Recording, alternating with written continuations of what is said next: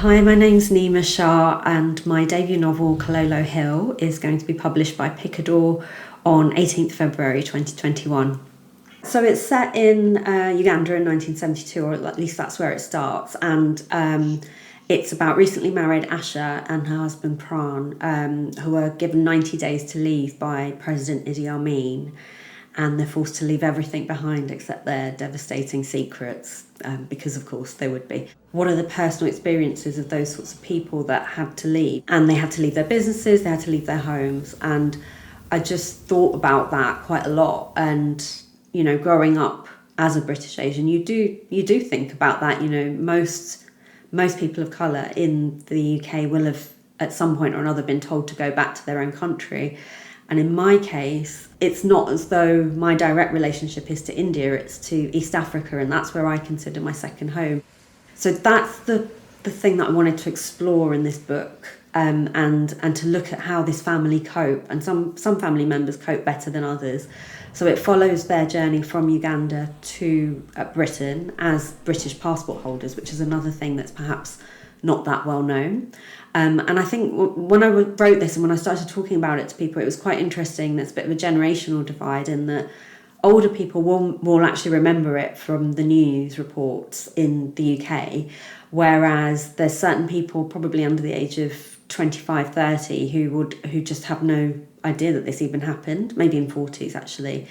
And it surprised me because it's a core part of British history, and 80,000 Ugandan Asians were expelled and scattered across the world, many of whom came to the UK.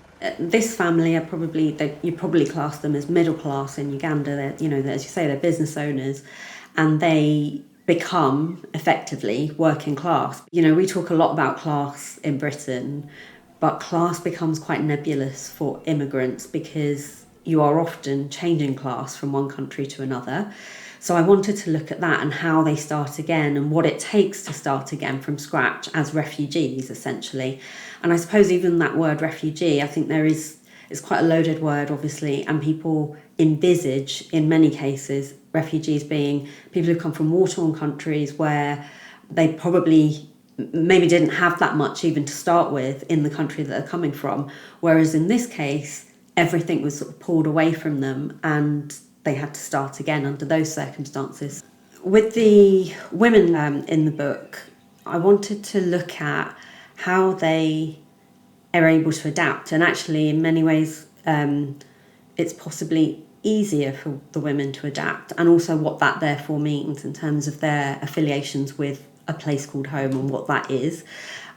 So in looking at that, I wanted to look at how, for Asha, for example, you know, she is able to do things in England and have a career in a way that she would never have been able to have in Uganda. And I suppose for her, home is a more intangible thing. It's more a feeling or a place that she belongs, which can be more than one place actually. And also that she can see the merits of each country that she's lived in, and it doesn't sort of detract from the country before. So she can see the merits of living in Britain and what that brings to her life, as well as, yes, some of the things she lost in Uganda, but she still holds on to in terms of her memories. And the same for Jaya, you know, she will always feel connected to India. That's her birthplace where her family were and are. But again, she's able to, first in Uganda, absorb new languages, new cultures, new friends, and then again, she does the same in Britain. And I think because of the way that Asian women, in particular of those generations, were brought up, you know, they were expected to have arranged marriages. They were, and in most cases did have arranged marriages rather than what we call love marriages. And were expected to give up work if they worked at all once they got married. So I suppose because they were almost trained to adapt and to submit in so many ways in some areas of their lives, in fact, they probably had the skill set more so than the Asian males who are used to perhaps getting things their own way a little bit more, to new lives, even when they're forced upon them. So I guess I wanted to look at that contrast. Obviously, in Indian culture, there are quite clear roles that are defined for you as a man and as a woman. And yeah, in my research, I found this really interesting because, again, this isn't something that you see a lot of. But some of the Asian men, when they came over here, because their sort of role had been pulled apart, and everyone had to sort of survive and fight.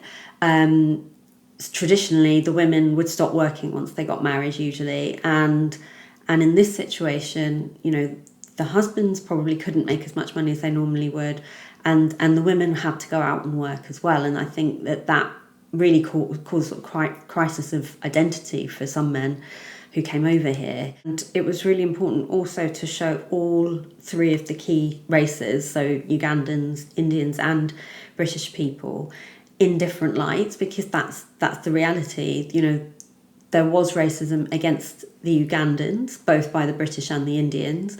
There was racism by the Ugandans against the Indians, not all of them, but President Idi Amin pushing the Indians out. And then again, once they came to Britain, yes, there was some racism, but there were also some extraordinary stories that I came across, of English families and British families taking Ugandan Asians into their homes, these complete strangers. So, yeah, I absolutely thought it was good to show the humanity of people in the most difficult of circumstances. And it is multifaceted, the whole immigration process, the whole of the refugee crisis is very complex. And it's not as black and white as saying, everyone who treats refugees will be treating them badly or whatever. It's the case that there are lots of different circumstances. And I've only shown one family, obviously, but I've tried to show different ways of behaving, I suppose, throughout the book.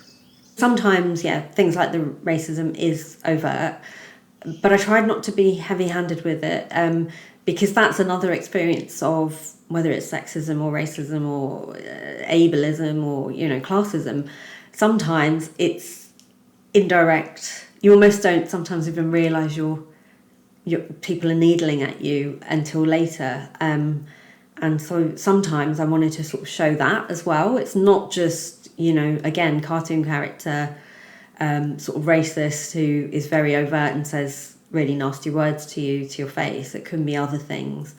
And it's also not just one race who are racist, and that's another thing I wanted to show. There are prejudices on all sides, also kindnesses on all sides.